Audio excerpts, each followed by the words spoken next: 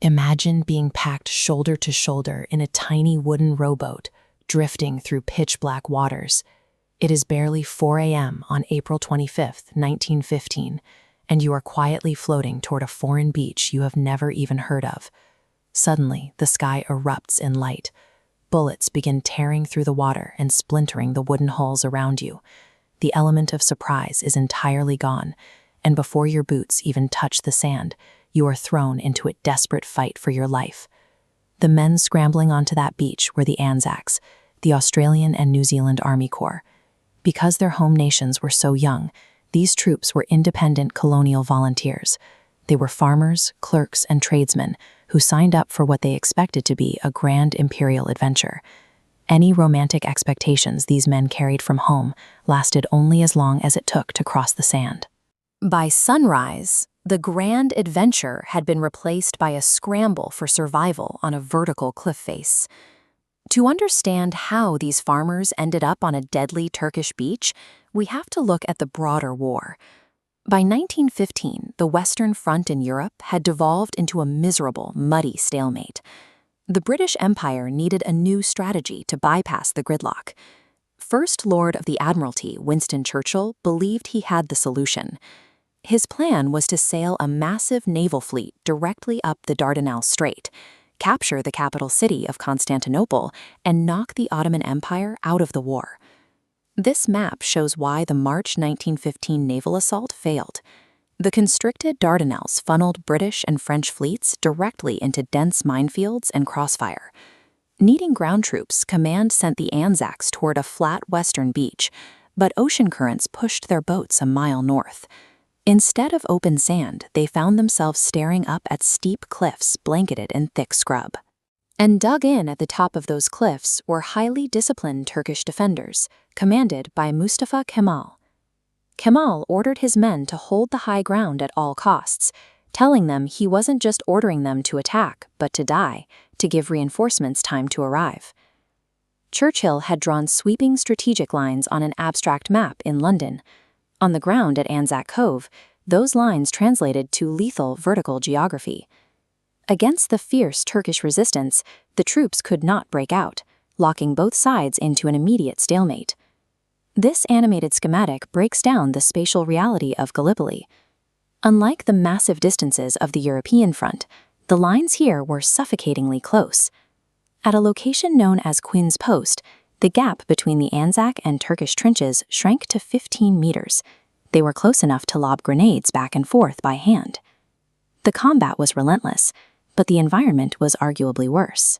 In the suffocating summer heat, the stench of unburied bodies in no man's land became unbearable. Massive swarms of flies covered every square inch of the camp. If a soldier opened a tin of rations, the meat would be black with flies before he could raise it to his mouth. Because of the tight quarters and rotting conditions, dysentery and typhoid tore through the ranks, hospitalizing men by the thousands. Then, late in the year, the extreme heat inverted into freezing blizzards. Soldiers trapped in waterlogged trenches froze to death where they stood. Desperate to break the deadlock, British commanders repeatedly ordered suicidal offensives. During the charge at the Neck, Australian light horsemen were ordered to scramble out of their trenches directly into heavily fortified Turkish machine guns. Hundreds of men were slaughtered in minutes for zero ground gained. The physical misery and the catastrophic orders coming from a distant high command stripped away any remaining illusions of glory. The men realized they had nothing to rely on but the soldier standing next to them.